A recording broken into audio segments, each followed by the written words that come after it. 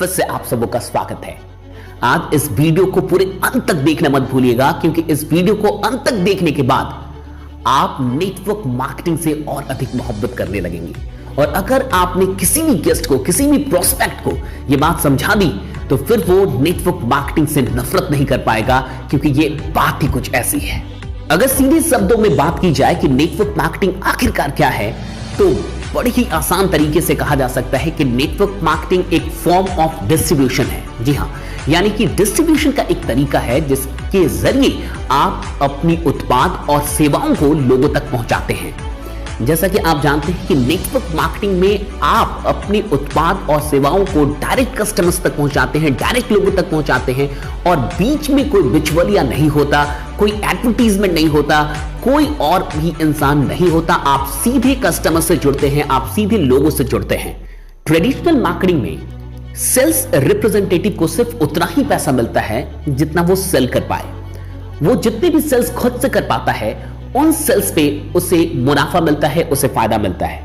लेकिन network marketing में sales के साथ साथ और भी लोगों को सेल्स करने के लिए इनवाइट करने का और रिक्रूट करने का भी पैसा मिलता है।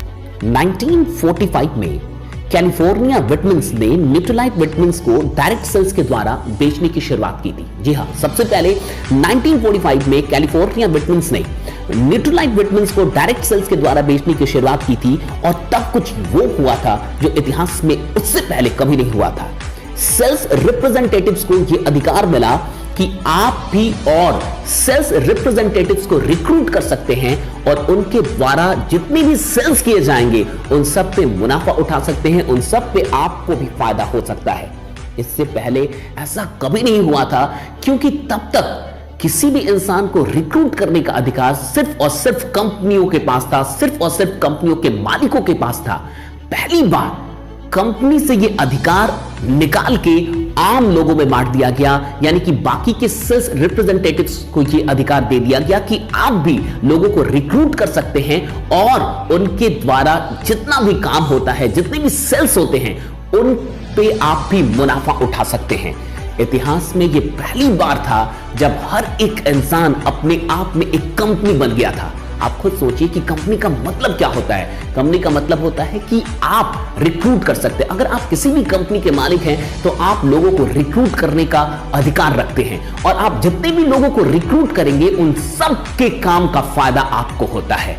आखिरकार नेटवर्क मार्केटिंग ने क्या किया? नेटवर्क मार्केटिंग ने एक आम इंसान को भी अधिकार दे दिया कि आप भी लोगों को रिक्रूट कर सकते हैं, और उनके द्वारा जितने भी सेल्स होंगे उन सब पे आपको फायदा मिल सकता है। कुल मिलाकर नेटवर्क मार्केटिंग ने हर एक इंसान को कंपनी बना दिया, और हर एक इंसान चलता फिरता कंपनी हो गया, क्योंकि उसके पास अब ये अधिकार था कि वो अपने लिए और भी लोगों को रिक्रूट कर सकता है, और उनके द्वारा जितने और भी लोग रिक्रूट होंगे उन सब के काम का अनलिमिटेड डेप्थ तक उसको फायदा मिलता रहेगा। आप खुद सोचिए कि इससे सुंदर बात और क्या हो सकती है।